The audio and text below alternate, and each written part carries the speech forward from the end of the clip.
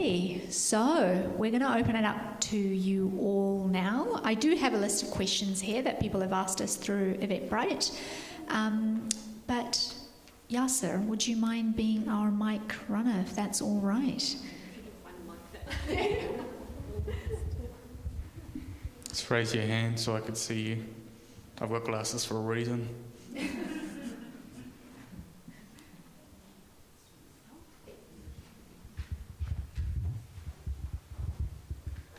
Kia ora, assalamu alaikum. We've had lots of big words being thrown around like unprecedented, extraordinary. So my question to the politicians today is, what would be your extraordinary politics in extraordinary times? So if you had to pick one policy that will win the hearts and minds of people going forward in the elections, what would that be? You know, for example, we housed the homeless during COVID-19. Can we continue with that policy?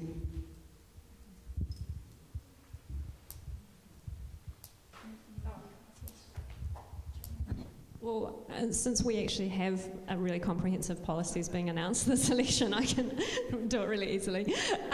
So I would probably pick our poverty action plan, because I do think that all New Zealanders do deserve a working social safety net, whether that's the disability sector, whether that's solo mums, whether that's people who are seeking work, and we haven't had that. And I do think having the lowest, highest tax bracket in the OECD is not something to be proud of, so I think we should take care of our own.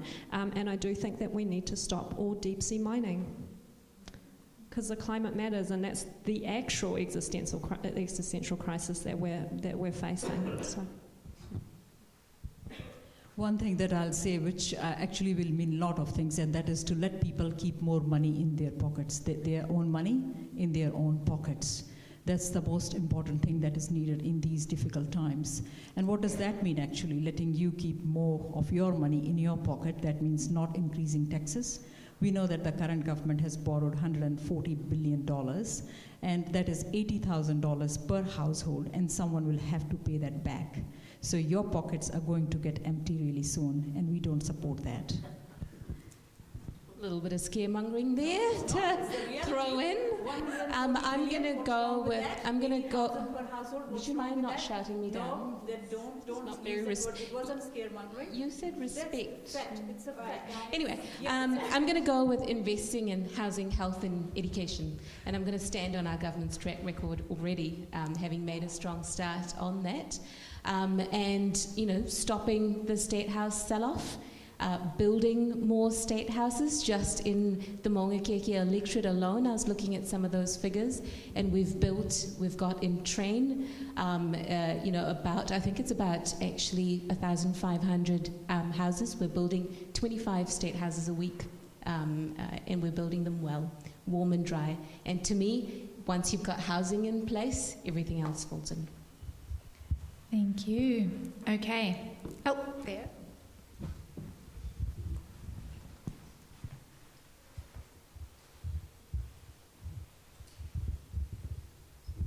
Hi, I'd like to ask, because you're talking about more money in the pocket, I would like to ask about tax policy. I'm from Japan, and I think New Zealand government is very generous, not taking a lot of tax from wealthy, high-earning people, even in OECD standard. Why is that so? And this is a traditionally welfare state, also in the capitalism, very well run. But when government failed to introduce capital gain tax, I was very, very disappointed. But you can still do it. Why don't you increase? Why nobody is talking about increase the tax rate for the higher earned? It's because there is an increasing gap between wealthy and poor, and that is not very New Zealand.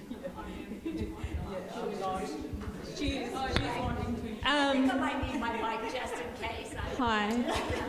I think we've got like a no, firm no, something else.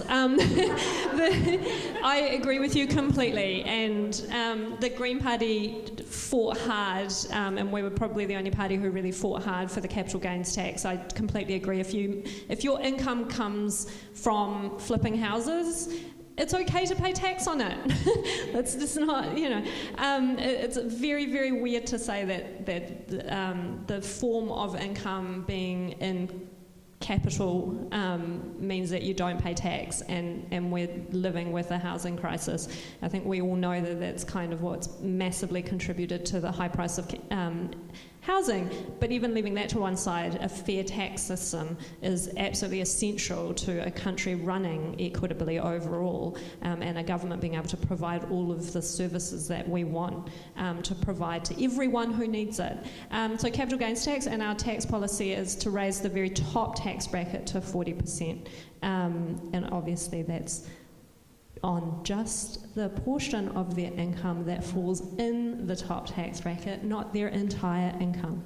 And then there's the tiny millionaires tax that would affect 6% of New Zealanders on their portion of income or equity that falls over $1 million would be 1%, and that would provide enough for a basic income for everyone who needs it as a fully costed policy. But I absolutely agree, the OECD, the most mature, well-functioning economies in the world run on higher taxes in their top tax brackets, because that is the way that you provide an awesome public transport system and awesome hospitals and awesome education for everyone, because that's what we want for New Zealand. So. For my friend Golriz's party, they believe tax is love. We don't believe in that. We don't believe tax is love. And as I said before, that capital gains tax, you remember last time, Captain's Call? What happened to that Captain's Call? $1,000 a day was paid to Michael Cullen to make a big U-turn to that Captain's Call. And so now, this election, we have no idea what kind of policies, tax policies are going to be put in place by the Labour Party. At least Green is quite clear about what they want to do. That is a big risk for New Zealand. So for National, that I am the part of, a very, very proud National Member of Parliament, we have said that we won't be increasing taxes in our first term. What about the second? That is a good point. Think about that. That is a good point. I'll come back to answer that question after first term. After first term. Don't worry. Priyanka, Right. you seem to get cut out often. I'm sorry. Yeah, I wonder why that is. Over to you. So I'm just going to begin actually with Hutch, you made a really good point. We do have comparatively very low taxes in New Zealand compared to other developed countries. And just going to Golriz's point, absolutely a fact that we need a fair tax system in order to invest in the public institutions and rebuild and recover, as I've already gone into, so I'm not going to go into that in much detail. But what I will say is one of the first things that we did in government was to cancel the tax cuts that the previous government had promised to the top 10%, I think it was of earners in New Zealand. So that would have been tax cuts. That would have been tax cuts for people like myself, and I didn't need them. We didn't think that we needed that. We redirected that into working for families and into the pockets of the most vulnerable and those who needed it, and put in place a universal Best Start payment for families with children, so that they had the money that they need to be able to live with dignity. And that's absolutely what we believe in. You touched on a capital gains tax, and look, I personally believe that however you gain your wealth, that it should be taxed in the same way that income tax is. But we all know that politics needs consensus, and we didn't get there. Okay. Thank you. I'll just respond to this, because I'll ask this member to go back and yes it will, because you need to speak facts. Okay. Go back and read National's tax policy before making those comments. Yeah, that's why you keep making wrong comments, because you haven't read that. Okay, can we, guys? I've got the mic now. I will actually come and, do dance moves between you two. So, okay. I think thank you for those comments. Do we have any more questions from the floor? Rokana.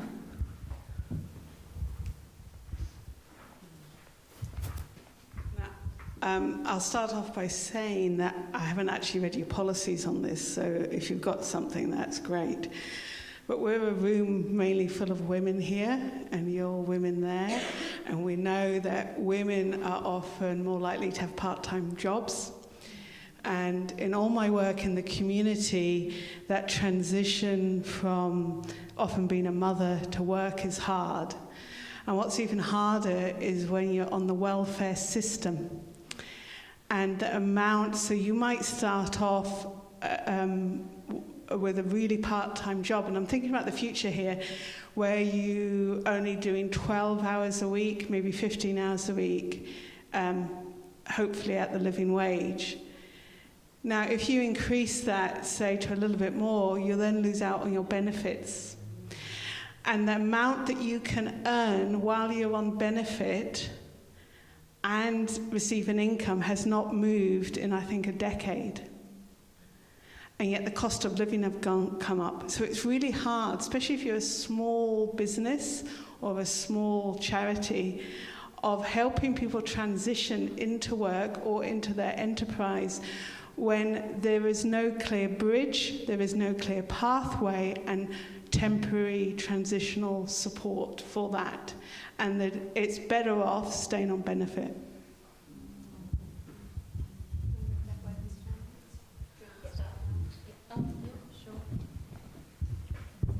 So that's the abatement rates going up that you, I think, are mentioning. From memory, that was one of the recommendations of the WEAG report.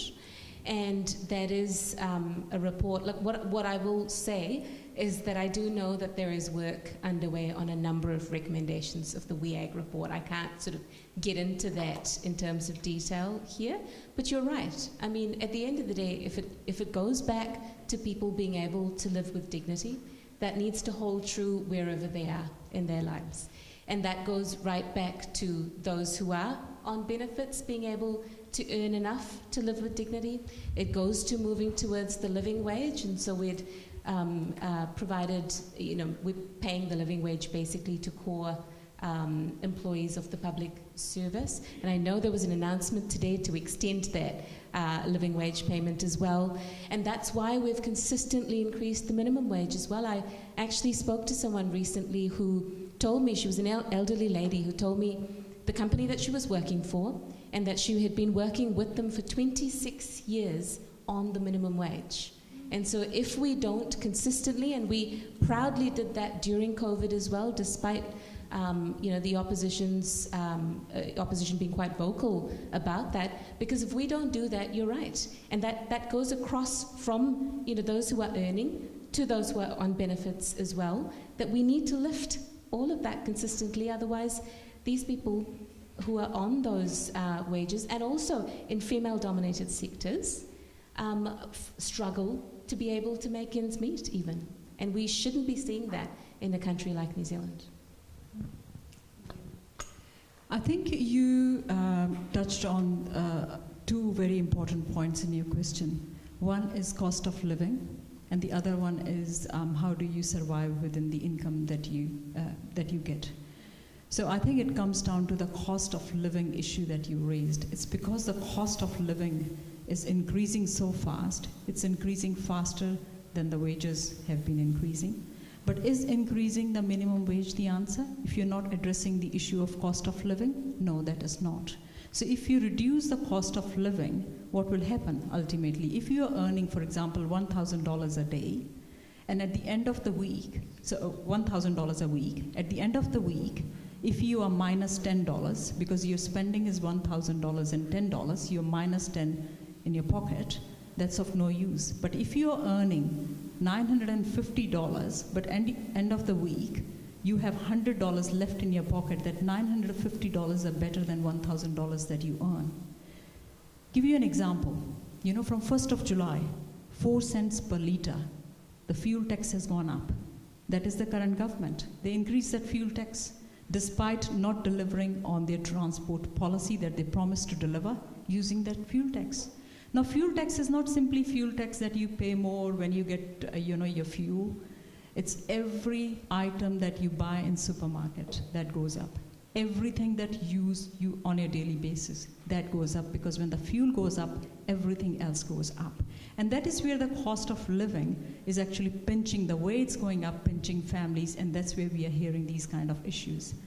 And talking about business, you mentioned this word business.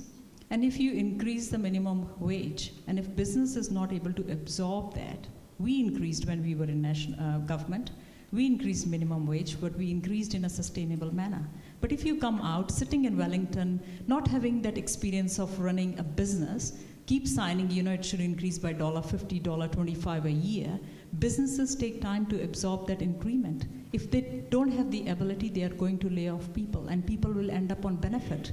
Exactly what you said. People, nobody wants to be on benefit. People want to be in employment. People want to be in employment. And if you make it really hard for businesses through such policies, then they're going to lay off people. And it will be ultimately people that are going to suffer. Lowest unemployment is because of the Nationals' work. We are going to see real unemployment, 450,000 people becoming unemployed after the wage subsidy scheme finishes. And this unemployment is not just because of COVID.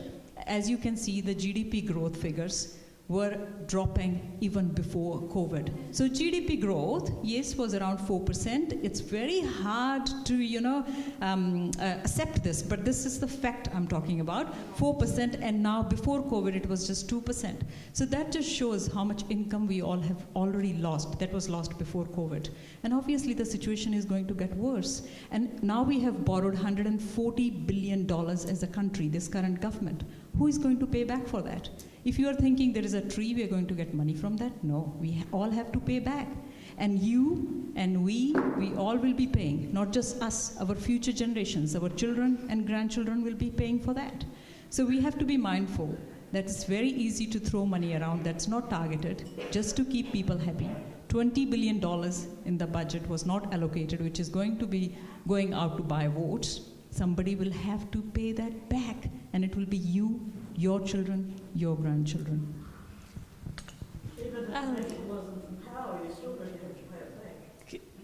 Kia ora. We didn't borrow 140 billion. We didn't borrow 140 billion. Okay, can we let Golriz maybe add I'm her just back going to bring and it back to the abatement, the gap and the rate of the benefit versus the work that people are doing and how that impacts on, in particular, women being able to return to the workforce. So benefits are too low, and the Welfare Working Group's recommendations should all have been adopted by the government. That's our position. That's probably our biggest disappointment in government is that the punitive welfare system was not fixed. That we had recommendations that would make our welfare system workable, both for those who want to return to work and those who do need to be on a benefit. Because we know that some people just do need to be on a benefit. We don't need to haul in people with permanent disabilities and sickness every year and make them prove that they have it. We don't need to penalise mothers for not being able to name the father of their children, which is one penalty we did get rid of. But we do need to raise benefits, and we do need to help people to get back into work. And there was a recommendation on that, and we certainly need to revisit that in our next term of government and adopt them all, because it's actually not sustainable not to have a social safety net. But we also need to raise minimum wage. And the way that works is that if supermarkets do put up the price of goods, we need that profit to be distributed fairly through our economy. That's how economies work. We've had international and domestic experts tell us that it's only when the bottom wage earners, it's only when beneficiaries have a livable income that the economy will become sustainable. It's about fairness, and it's about a fair tax system. But if it doesn't trickle down into making our welfare system as strong as it needs to be, we won't have a fair and sustainable economy. Thank you. Oh, they've really made me work for my role tonight. I just want to point that out. So I'm not going to go to the floor because I have one question. And if we could maybe do a yes, no to the question, that would be great. We can try. We'll try. I really like this question, and that's why I think it would be a good note to end this evening on. And then, of course, they will be around for you all to have a little bit of a chit-chat with them over a cup of tea. So the question is, do you think a woman of colour will ever have the chance to become New Zealand's Prime Minister? We need to answer. Yes, no would be great. Yes. I'll say yes, and we have to be optimistic. We need to work hard for that. We need to earn that. Yes. Woohoo! Yay! All right. Thank you so much for your time. I do hope you are going to be around for a little while longer to engage with our wonderful audience here tonight. With that,